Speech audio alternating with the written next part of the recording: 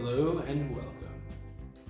This is the Shower Thoughts of the Green Mountain Podcast. Welcome. I am your host, Nate Dole, and I am joined by my co-host, Jacob Goodwin.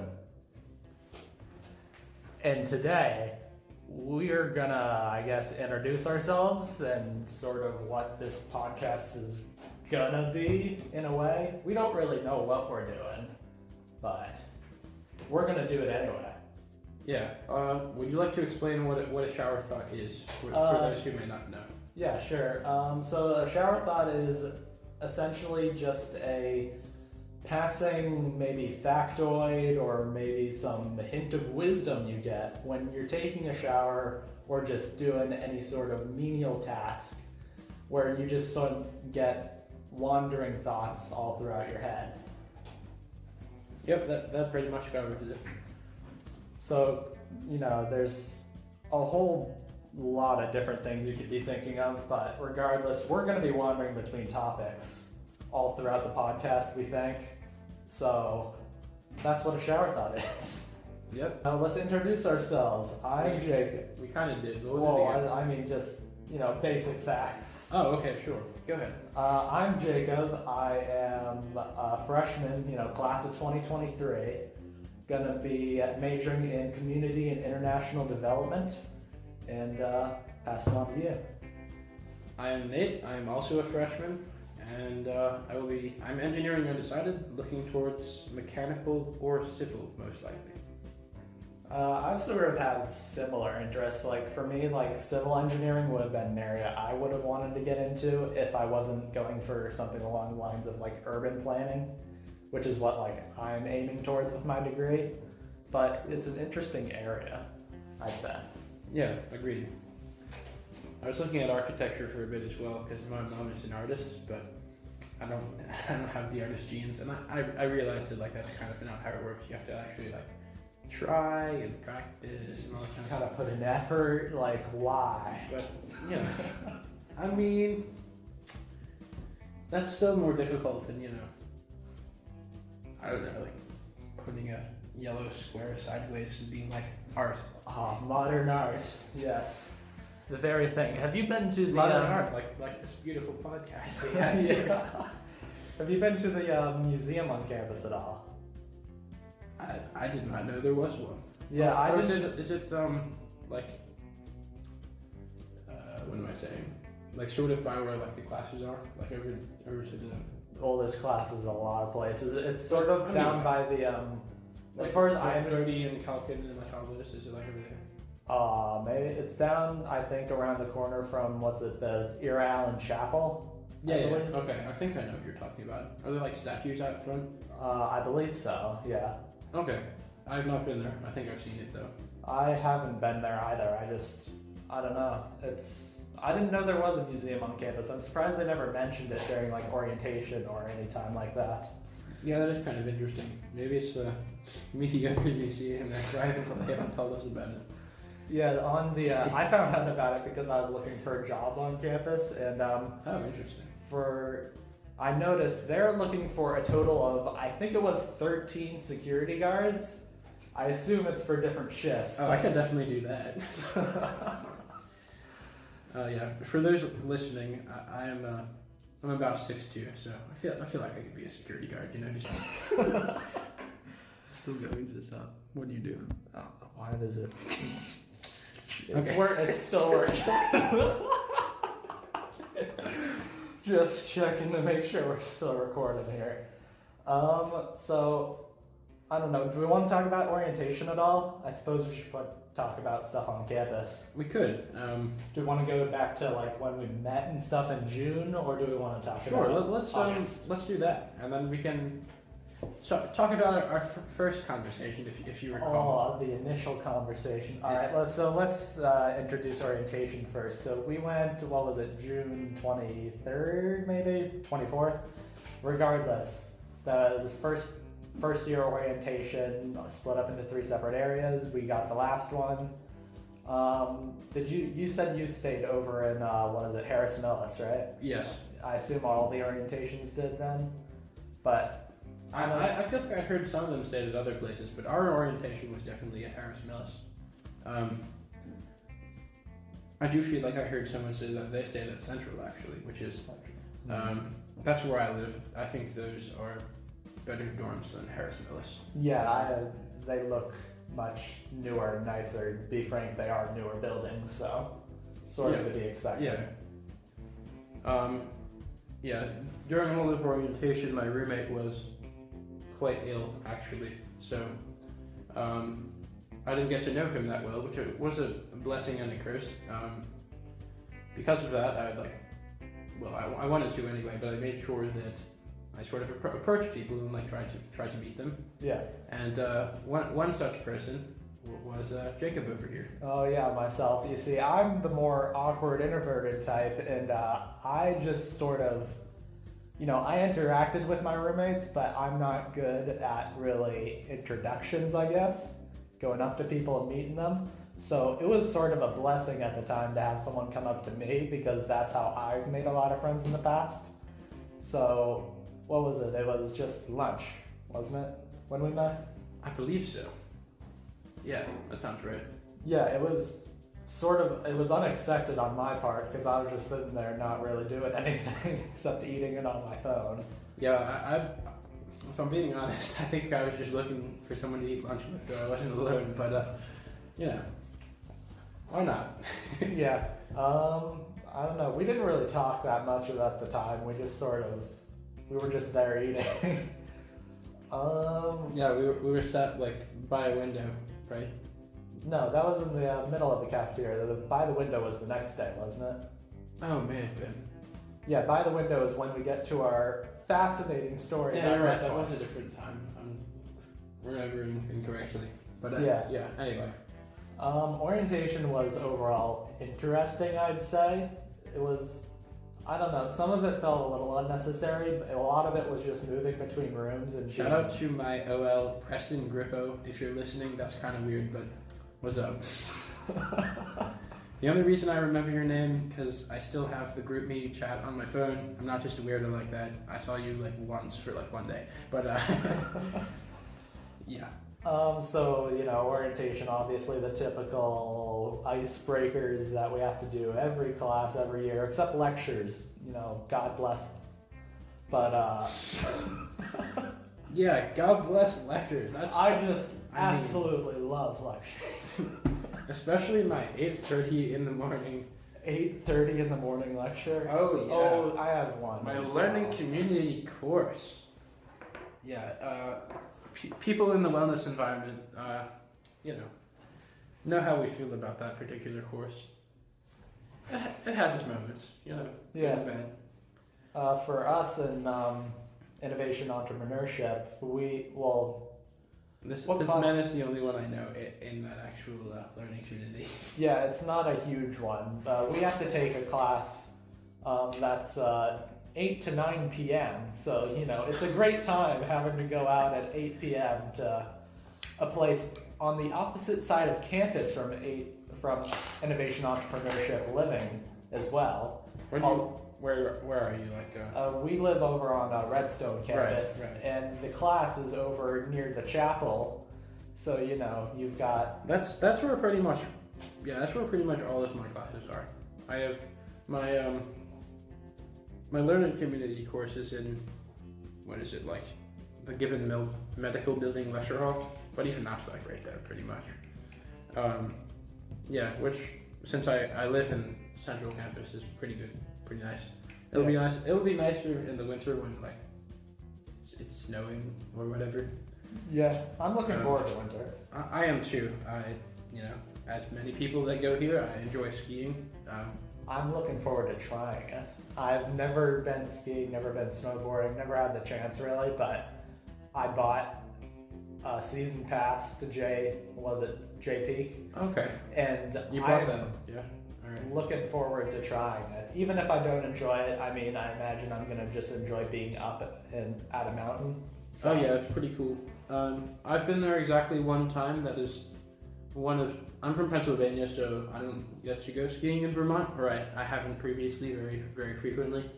I went there with my high school, and I've been to Stowe, and that's about it. Jay Peak is interesting, at least it was to me, because it's like a gondola that goes all the way up to the top, but instead of like small capsules that have, 10, 12 people in it. Yeah.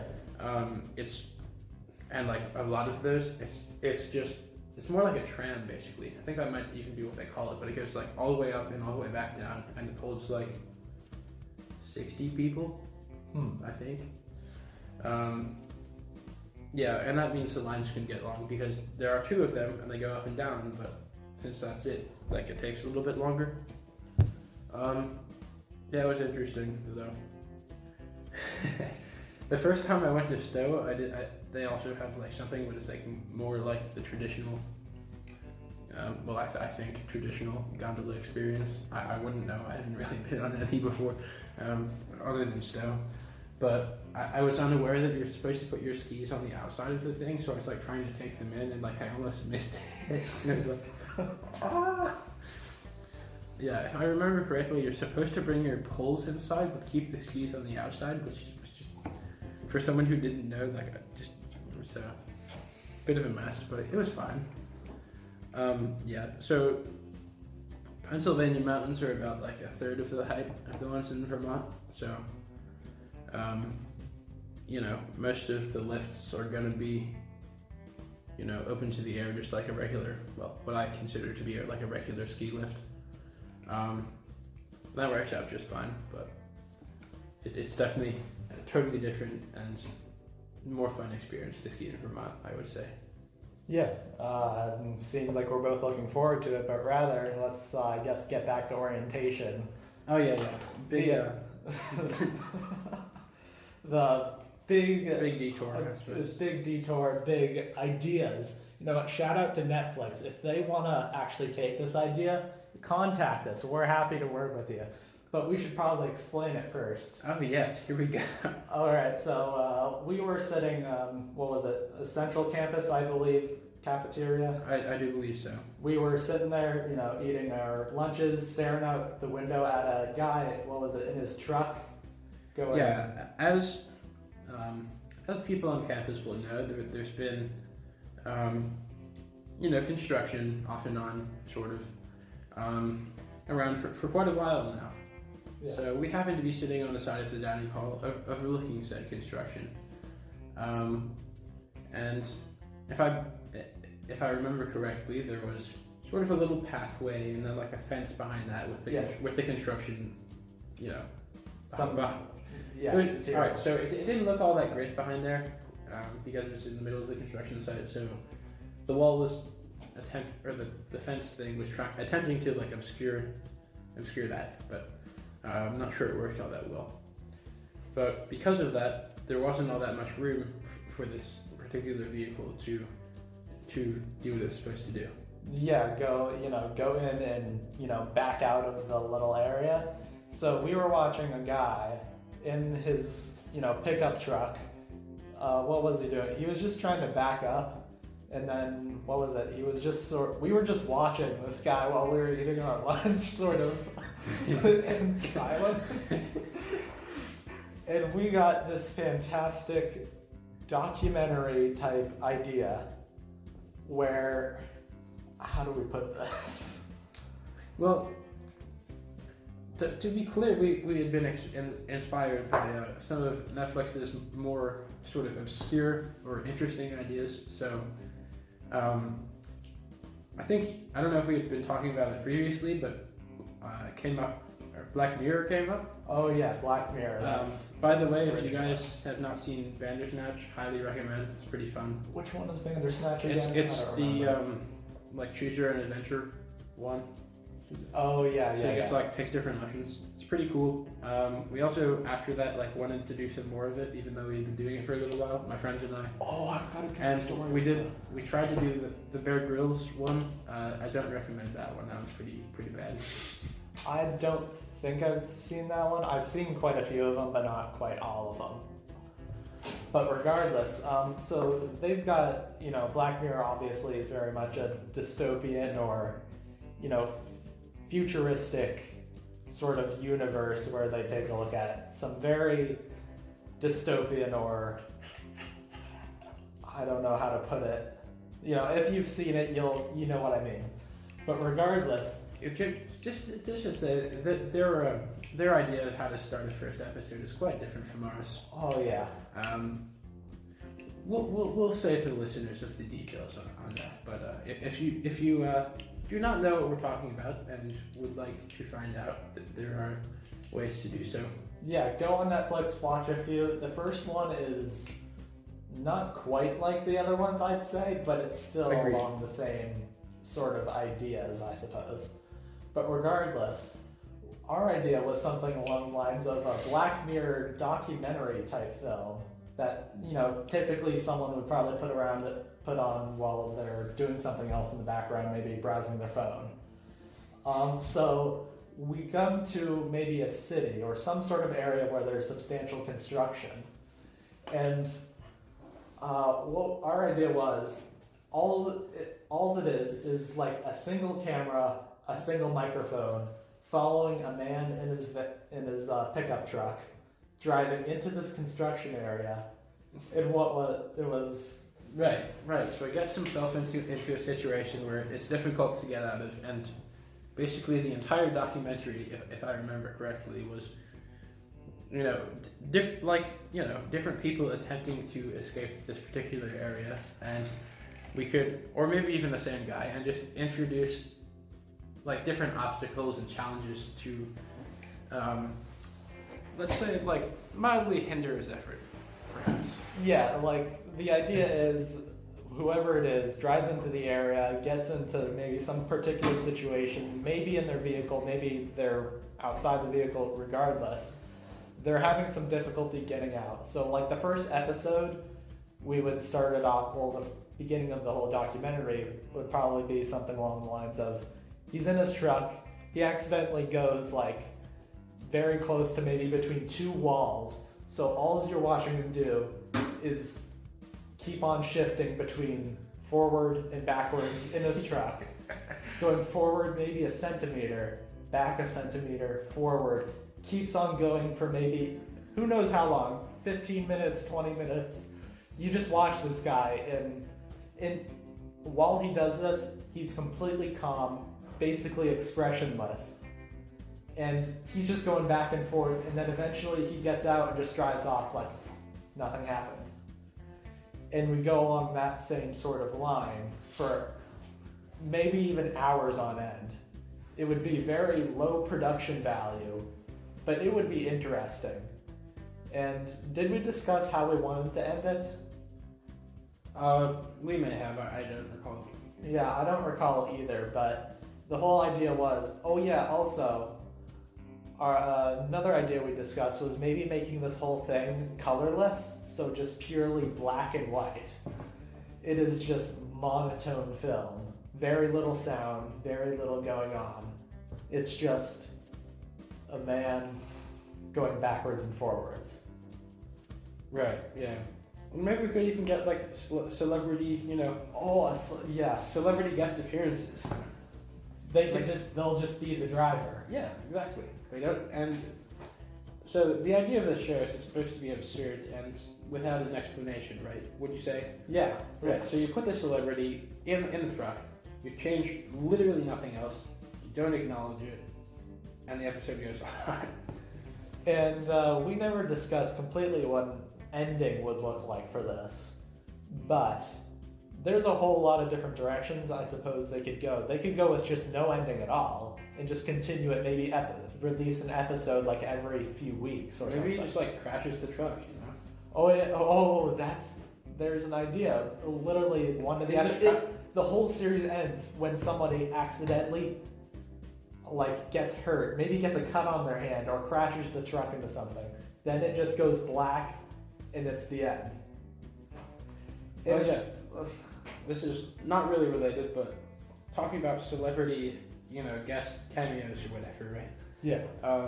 Today is Friday, September 13th, and I saw a news article that today, Guy Fieri of Flavortown Flavor, oh, the man himself.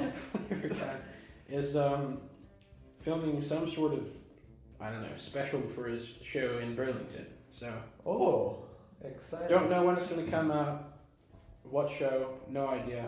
But if I find out any more details, I'll let you know. Is it Diners, Drive-Ins, and Dives, or did that show end? I never actually heard much about that. I don't really know anything about Guy Fieri personally or his shows. Except for being the man that goes to Flavor Town. Pretty much. So I don't really know.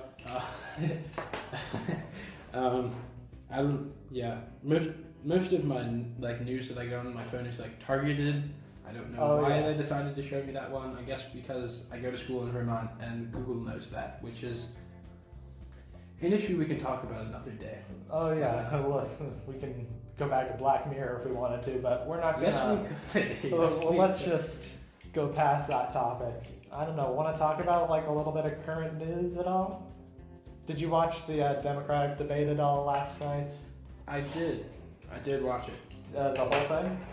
Or just some of it? I mean, it was on the whole time. I wasn't watching all of it necessarily. You know, it gets bored. It was an interesting. Yeah, I got to talk to my friends about it.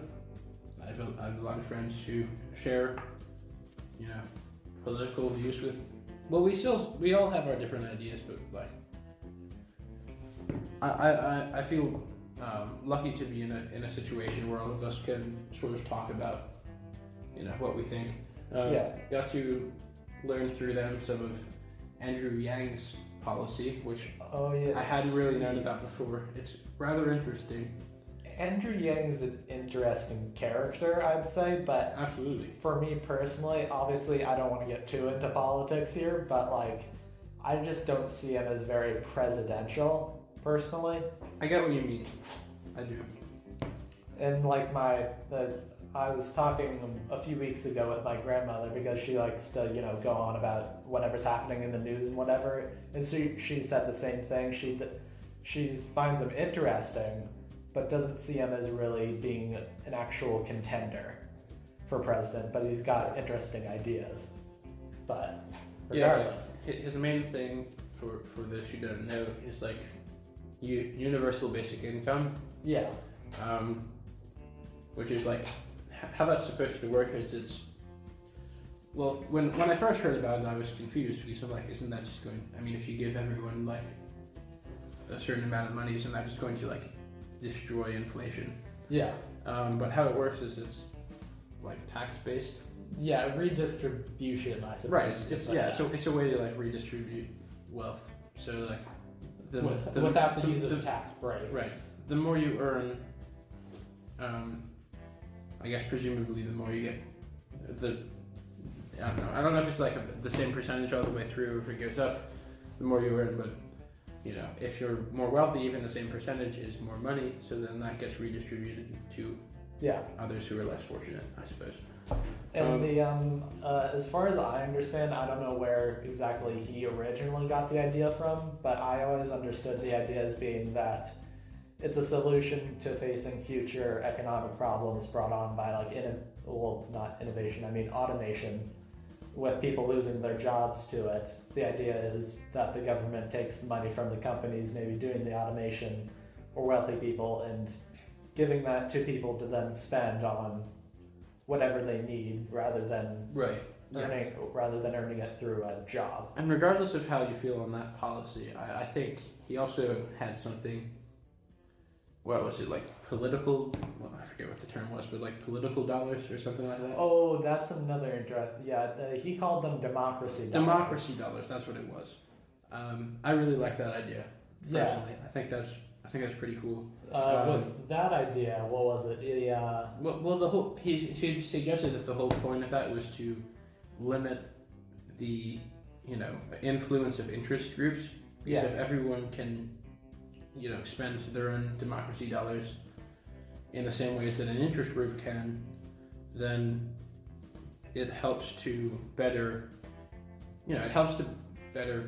balance out between gauge like the overall general public's view, as opposed to what usually happens to be a vocal minority in a lot of cases.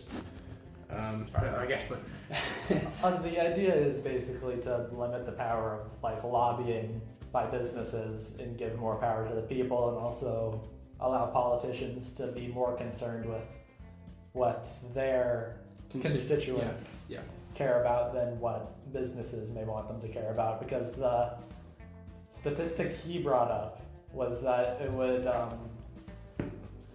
the amount of influence these democracy dollars would have on politics as compared to lobbying would be like an 8-to-1 ratio. It would have vastly more influence on how politicians act than what lobbyists do. And the great thing about this is instead of like an interest group where all of the money is going to, be presented to the candidate or whatever, or the organization from one source, it breaks it up among regular people. So even though they have the majority of the influence, it's not like all coming from one source. So it prevents essentially corruption, I suppose, right?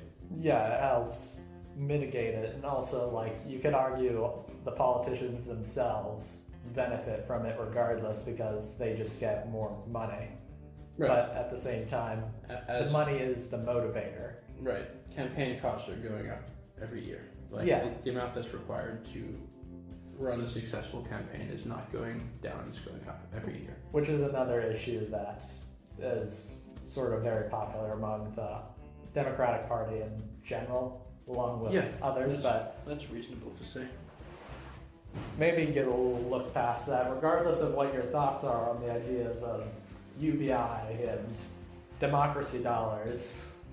I recommend maybe even if you're not interested in watching the whole debate, just look at highlights or, at least find out what's happening, because you should know what these politicians are like. Since these are influential people, these are people that could have an impact on your lives. And in the event that you are an independent or a Republican, it's also good to know what you may be up against. Yeah. What your chosen candidate may be up against.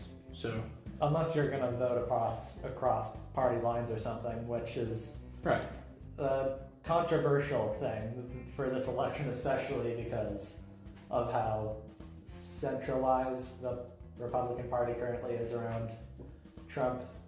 Right. Yeah. Oh, the other thing we talked about is it was brought up during the debate, whether or not, filibustering should be abolished or not. Oh, filibustering, yeah. I don't know a whole lot about filibustering. So basically, from my understanding, how it works is in the Senate, after the debate portion, like before they're set to vote, usually the minority, but anyone can sort of stand up and attempt to continue the debate, under the thinly veiled pretense that you're trying to convince people so that you win the vote, but really the entire point of it is to stall. Yeah. And certain candidates, I believe it was Bernie Sanders, among others, had suggested that maybe we should, I'm not even sure if that's right. I don't remember which one. Regardless of which candidates, certain candidates suggested that we should get rid of it entirely. Others said... Or no, actually, that's right. Bernie Sanders actually said that we should not get rid of it. And I had a friend who said that is one of the first things that Bernie has said that I disagree with. He suggested that it was terrible and pointless, basically, and just a waste of time. I tend to disagree slightly with that. I think it needs some better regulation, even if there is a cloture which can overrule it with. I think it's like, how much is it? I'm not really sure, but if you want to see an interesting example of filibustering, well, go watch Parks and Recreation. They've got an interesting example of that in their fictional city of Pawnee, where a man from the public comes in and he argues about a combined universe between Marvel, Star Wars, Star Trek, and several other major franchises. And he uses that topic to filibuster for, I don't remember how long it was supposed to be in the show, but he was actually coming up with it on the fly when they were actually recording the show. And he was going and going and going. And it is amazing. Sorry, what show is this? Parks and Recreation. Okay. Parks and Rec. But shout out to Patton Oswalt, I believe that's who it was, who did that. It was... So to overrule a filibuster, you need 3/5 or 60 out of the 100 senators to agree.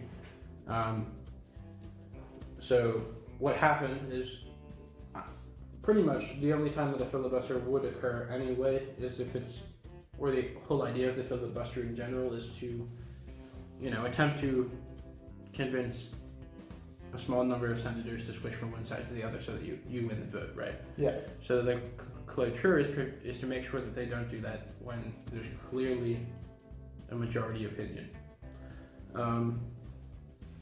But even still, that can slow down the process entirely, especially when, frankly, most of today's issues are, very close votes by the nature of each party has an opinion, yes or no, on whether or not it should be passed. And although it changes every, 2 to 4 years or whatever,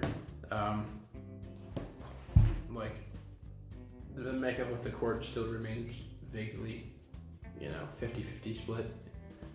Every time someone has the advantage, but there's always, it's always close enough that it's a problem, basically. Yeah, maybe, I don't know, let pass the debate. Oh yeah, go watch. Debate done. Yeah, go watch some clips from it. Maybe one of these people is your future president, maybe none of them are. We don't know. We're recording this in September 2019, so shout out to people in the future, But regardless, do we have anything else? We hope they know. Oh, yeah. Hopefully someone's the president. I sort of want to continue discussing Black Mirror in the future. Maybe we can make this a thing every podcast or every other. Oh, we're just gonna discuss Black Mirror episode or something. This is gonna be a Black Mirror watch party now. Yeah, we're gonna. The entire idea for the podcast draft now is just a Black Mirror watch party. Yeah. Oh, another thing based upon, now that we're back on this topic, I believe there's a Netflix test show that they made. Test show? Yes. I have not heard about this. Here it is. We'll put this in the description as well. Let's take a look. Kind of don't even remember what it is, so we'll find out together. Is this? Well, that is a water fountain. That's a water fountain, yeah, certainly. Is that what it is? I feel like there was one. Oh yes, look, now it's a model train. Is this all the show is? Just... Did Netflix already have our idea for that? Now it's a tetherball swinging back and forth.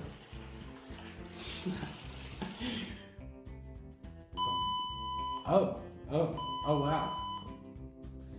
I suppose that's an audio test. Yeah. Okay. Netflix is one step ahead of us here. They may have already, or they're just a few steps away from doing what we just proposed. So just seemingly random video clips of just stuff. Is this how long? How long was this? Or is there more on Netflix? I must say I don't really know about it. I believe it no longer exists. I'm not sure. Part of me thinks some people might actually, I'd consider putting it on in the background while playing video games or something. Do you remember when Netflix threw shade on one of their users for watching an emoji movie too many times? Oh yes, yeah. Yeah, so Netflix has clearly some sort of analytics to determine, who's watching what and when. Not really a surprise, I mean. Well, of course not. Yeah. That's how their recommendation system is based, gets this information to tell you, hey, you might like this show. Yeah. You'll notice that Netflix also has like a percent match, which honestly seems to be based upon pretty much nothing. Yeah, it never seems to make it's never sense. But in the future, I suppose we should probably talk about this now. We're considering recording these episodes like on video as well as audio completely. And in the room we're currently recording, at least, we have a large TV screen / monitor that we might be able to use. But that remains to be seen. Maybe we'll do it, maybe we won't, but yeah, it's going to be a good time. No, it wasn't AP. It was just like a regular American history class. Yeah. So it was explaining to us about like temperance, which is like you can't drink alcohol. Oh, and yeah. stuff. Yeah. Or like the movement against alcohol, anyway. And he was explaining to us that there were rules put in place about what time of day you were allowed to sell like alcohol. Yeah. And so he was trying to prove a point that it still continues to this day. So we have class at like, I don't know, like 10:30 in the morning or whatever. That might not be right, I'm just making that up. But it was before lunch, right? Yeah. And pretty early. And he's like, you know what, I'm going to prove it to you. So he looks it up and he's like trying to find what time does the local supermarket start selling alcohol. And he can't find the information anywhere. So he's like, all right, you know what, guys? I'm going to call them. So he goes up front, sits on a stool with his phone, puts it on speakerphone, and he calls the supermarket. And he's like, "Hi, I was just trying to inquire like what time you started to sell alcohol." And he gets a response. And we're all sitting there like, "This man seriously just called and asked on school time when they started selling alcohol." Oh, I had another thing I wanted to talk about. I watched a YouTube video from this interesting channel. It's called I Did a Thing, I believe. I Did a Thing. Never heard of them myself. I think that's what they were called. But basically, I'm going to look them up while I continue to talk about it. But he released a video. Well, it's kind of a dumb video, but he's trying to test. Well, again, let me start at the beginning. So basically, the Amazon rainforest has been on fire. Yeah. Are you aware of that? Yeah. Yeah. All So over the news. So a lot of the natural habitat for a lot of animals, and that being mostly trees, are being burned to the ground, which is not good. Obviously, the Amazon rainforest it's like a valuable resource and it needs to be protected, which is not being properly. But in order to replenish these trees in a reasonable fashion, there have been several proposals, and this video is about one such proposal and testing it. I just did air quotes, by the way, for those listening, because it wasn't a very scientific test, but basically they're tree rockets or tree bombs. So how this works is this idea was proposed by a military / space company called Northrop Grumman. Oh yeah. I may have butchered that. Northrop Grumman. Grumman. Don't know. Whatever. Anyway, Don't know how to may have pronounce pronounced it incorrectly, but that's unimportant.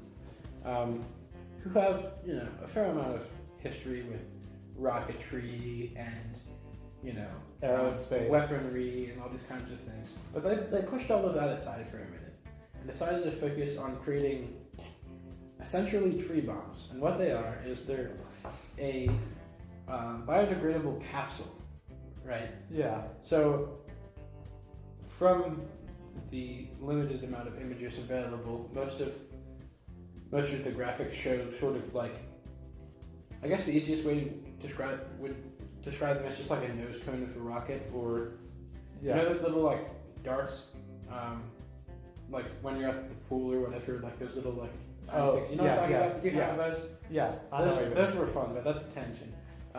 Anyway, you would like dive after them, but that except the top half was cut off, and like a little tree was stuck inside of it, and they're biodegradable. So An actual so tree? you fly like a little sapling, like Okay, a tiny, just, a tiny twig with some leaves on it, basically.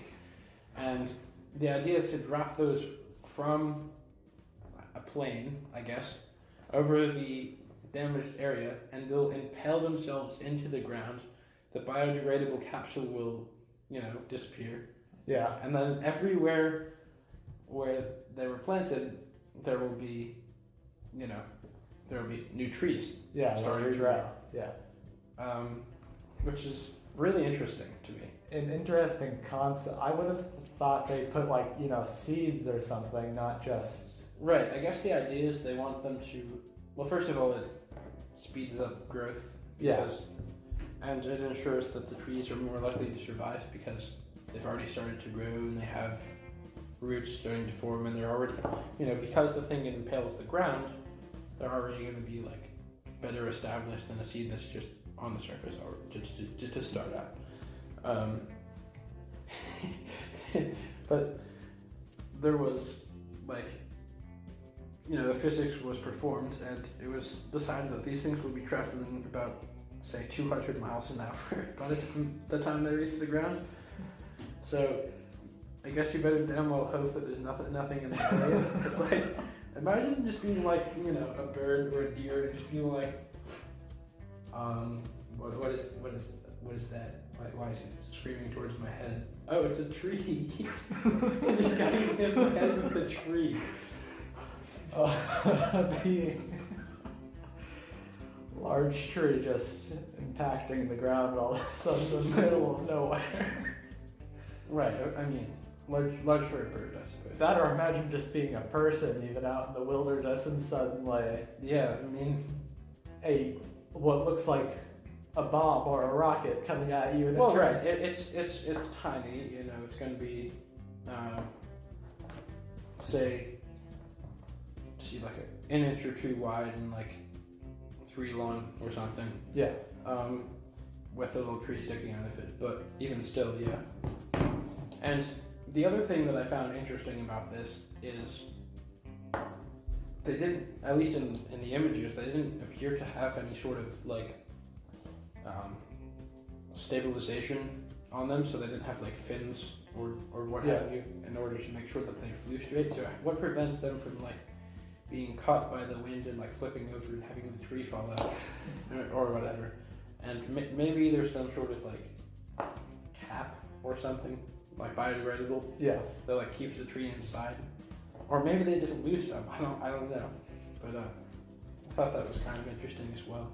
I've never heard of it. This sounds like a real military company type of idea. A little insane because they have a little too much money and time on their hands.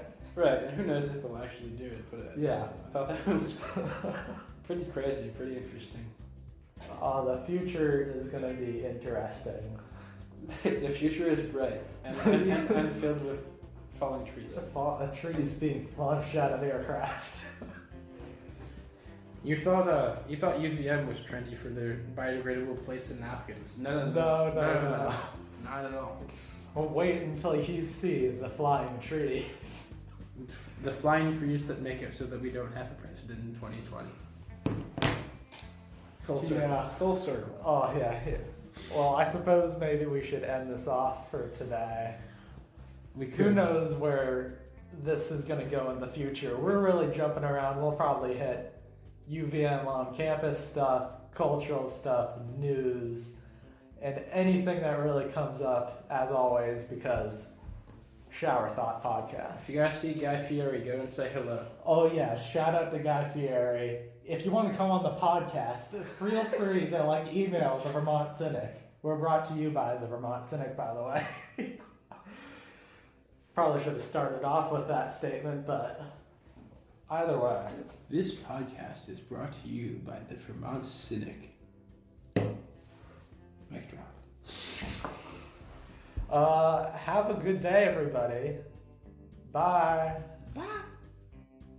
Hey guys, Jacob here. Just wanted to thank you for watching and apologize for any background noise or echoing in the audio in this episode. We're going to try and improve on this in the future and hope you continue listening. Thank you.